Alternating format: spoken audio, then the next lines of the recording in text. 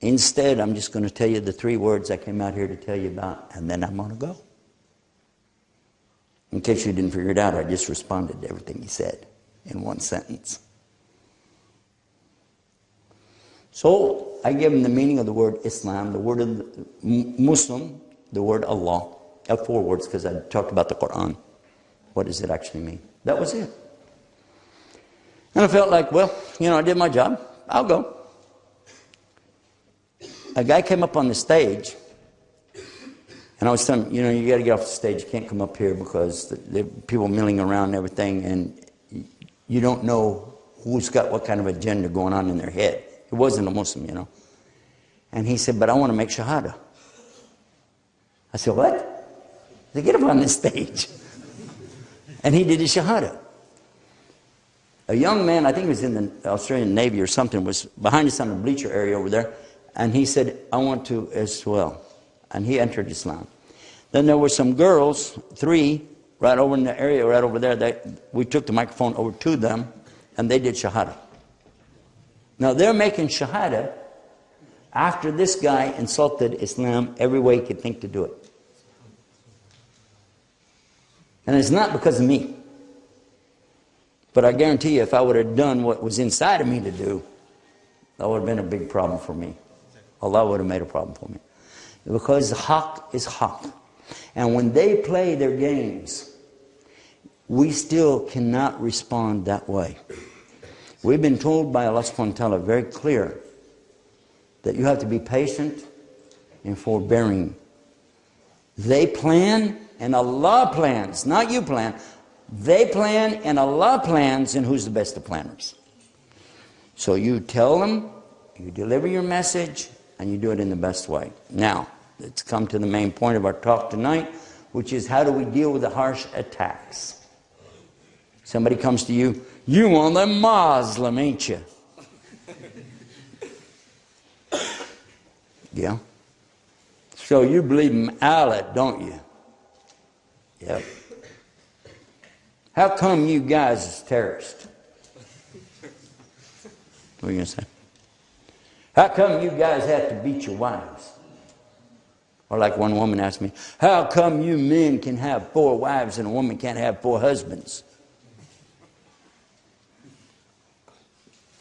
Why do you have to oppress women?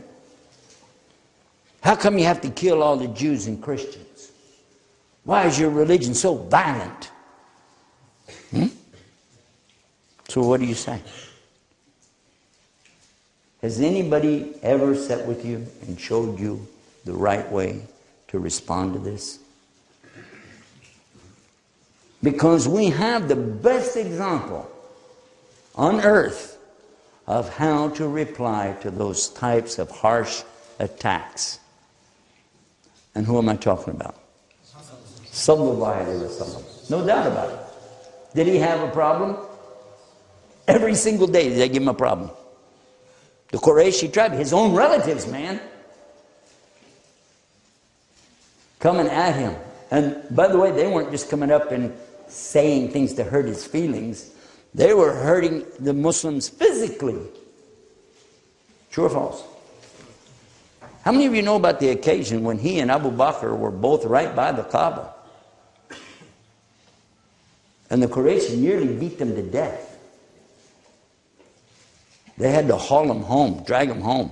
And Abu Bakr nearly died. But when he came to, all he could worry about was the Prophet ﷺ. And he wasn't going to relax until he knew Rasulullah was okay. You remember the story? They nearly beat him to death. Okay, so what happened? So the Prophet ﷺ said, okay, everybody tonight, get your weapons and sneak up on them, and we're going to go in and blow them up. And nope. That was still in the early years. That was in Mecca. They had no commandment. And the Prophet ﷺ didn't make up the religion. It has to come from Allah. And without a commandment to do it, they can't do it. All they can do is self-defense, which, of course, anybody can do that. When the orders for battle came, they were very clear. And even today in the Geneva Convention, they cannot match, they can't touch the laws and rules for battle that Islam has. Can't even get close. It's too beautiful. First, you have to have the circumstance that Allah is describing in the Quran. It can't be that you're going out here fighting for money. There's no such thing as being mercenaries in Islam. You can't fight for money. They can.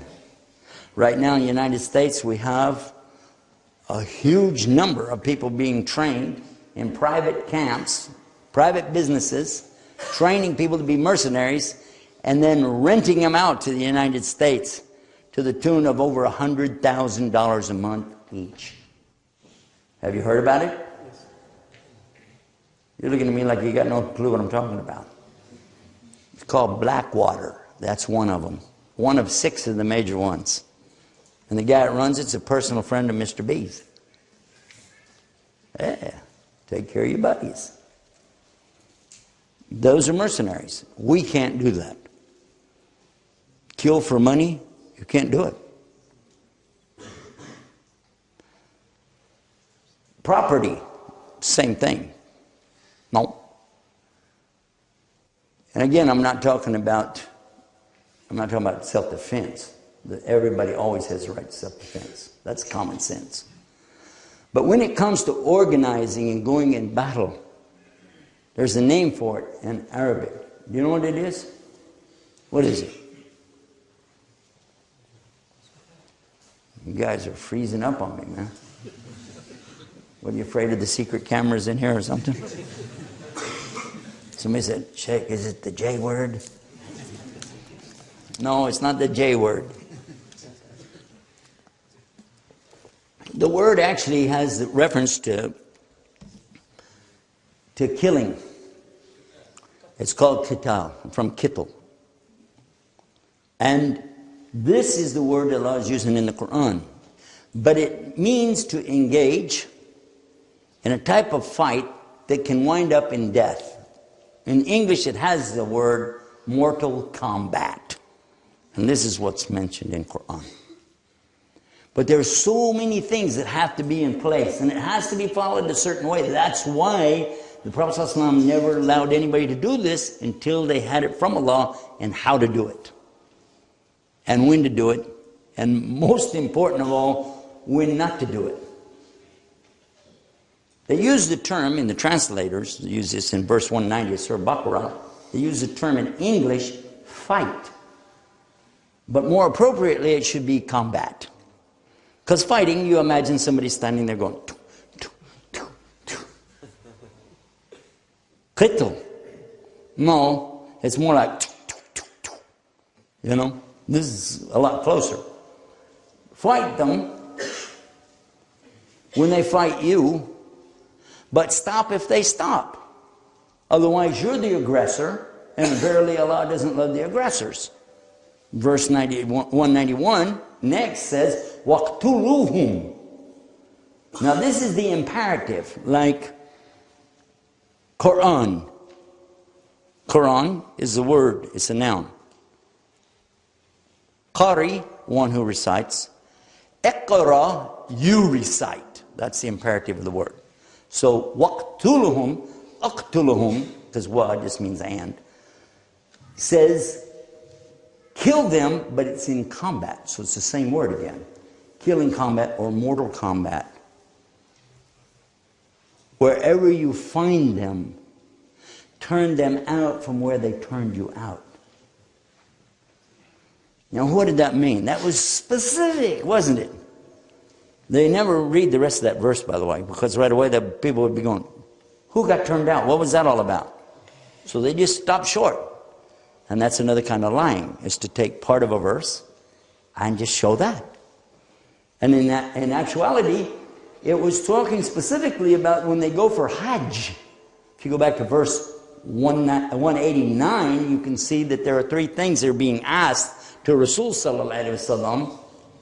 Yes, Solunica, they're asking you, that's how the verse starts out, about such things as the moons, and this is to know when to do Hajj. and entering your house by the wrong doors. And that's superstition. Don't do that. And then the subject of when are we ever going to get to fight? I mean, 13 years and we've just been hassled to death. All we want to do is go do Hajj. So this is when it was pertaining to that and going back to the place which was their own land, their own homes, their own families, their own property. And they were being told now by Allah, yes, you can go back, and if they fight you, you can fight them. And you can even turn them back out of the property they stole from you and take your land back. But it has these conditions to go with it, because before that, they never had any of the conditions. Arabs, before Islam came, were very tribal and feudal.